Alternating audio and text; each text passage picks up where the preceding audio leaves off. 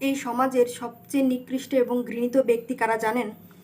যারা হচ্ছে কোনো ব্যক্তির শারীরিক গঠন নিয়ে অধিক পরিমাণে নিন্দা করে এবং ওই ব্যক্তিকে কথার আঘাতে প্রচুর পরিমাণে মানসিক প্রেসার দিতে থাকে। এমন কিছু ব্যক্তি আছে যারা হচ্ছে একটু হেলদি, মানে সোজাসাপটা বাংলা ভাষায় বলতে গেলে তারা একটু মোটা।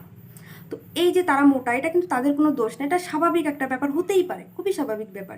কিন্তু আমাদের এই সমাজে এমন কিছু ব্যক্তি আছে, সেই ব্যক্তিকে বলতেই থাকে, এই তুই মোটা, এই তুই মোটা, এ তুই কত খাস, এ তুই কোন দোকানের চাল খাস, ভাই তুই এত মোটা কেন, না মানে তুই এত মোটা কেন, কেন এত মোটা, মানে কেন এত মোটা, মানে এই যে প্রশ্নটা বারবার করার কারণে ওই ব্যক্তি মানসিকভাবে যে প্রচুর পরিমাণে বিধ্বস্ত হয়ে যাচ্ছে, ভেঙে চলে যাচ্ছে, এই ব্যাপারটা আমরা বুঝতেই পারি না। মানে সমাজে সেই সমস্ত নিকৃষ্ট ব্যক্তিরা বুঝতেই পারে না, এটা একদমই উচিত নয়, মানে এটাই করতে থাকে। আর একটা ব্যাপার আছে, সমাজে যারা হচ্ছে একটু শ্যামবর্ণের, মানে সোজাসাপটা বাংলা ভাষায় যারা যারা একটু কালো, তাদেরকেও এরকম করে মানসিকভাবে প্রচুর পরিমাণে প্রেশার দেওয়া হয়। এই তুই এত কালো, তুই এত কালো কেন, মানে তুই এত কালো কেন ভাই, মানে এরকম এরকম বলতে থাকে। তো এটা বলার কারণে কিন্তু প্রচণ্ড পরিমাণে মানসিকভাবে বিধ্বস্ত হয়ে যায় ওই ব্যক্তি। কিন্তু এই ব্যাপারটা বোঝার মতো ন্যূনতম সাধারণ জ্ঞানটুকু সেই সমস্ত নিকৃষ্ট ব্যক্তিদের থাকে না। মানে ওরা বুঝতেই পারে না যে আঘাত করে কথা বলা, কারোর শারীরিক গঠন নিয়ে কথা বলা এটা উচিত না, এটা বুঝতেই পারে না। আমি আমার বাস্তব জীবনের একটু কথা বলি। আমি যখন অনেক ছোট ছিলাম, তো আমি কেন এত কালো, তো এই ব্যাপারটা আমাকে প্রচুর পরিমাণে প্রচুর সমালোচনা কটাক্ষের শিকার হতে হয়েছে আমাকে।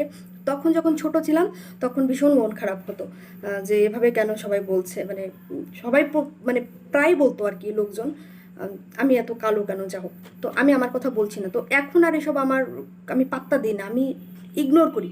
কারণ এখন কে কালো বললো, কে ভালো বললো, এসব দেখার মতো সময় আমার নাই ভাই, আমি অনেক বিজি। আমি আমার কথা বলছি না, আমি এই সমাজে কিছু নিকৃষ্ট ব্যক্তিদের কথা তুলে ধরছি।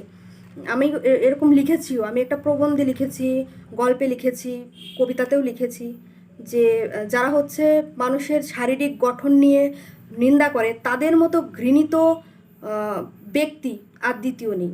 যারা এরকম কথা বলবে তাদেরকে হচ্ছে জীবন থেকে বের করে দেওয়া উচিত, দরকার নেই ওরকম নিকৃষ্ট ব্যক্তিদের জীবনে স্থান দিয়ে কোনো দরকার নেই।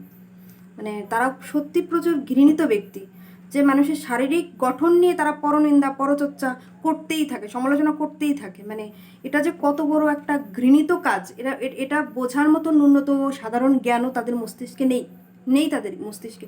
যদি তাদের মস্তিষ্কে সামান্যতম বুদ্ধি থাকতো, তাহলে তারা কখনো কোনো মানুষের শারীরিক গঠন নিয়ে কখনো তারা সমালোচনা ঝড় তুলতোই না।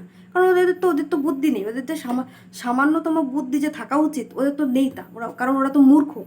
ওরা মূর্খ, কেন মূর্খ বললাম, আমি কিন্তু এখানে পড়াশোনার ব্যাপারটা টেনে আনছি না। এখানে মানুষের লেখাপড়া শিখলেই যে সে মূর্খ হয় না তা নয়, এখানে ব্যাপারটা একটু আলাদা। ওদের তো বুদ্ধিই নেই, এই জন্য ওরা মূর্খ।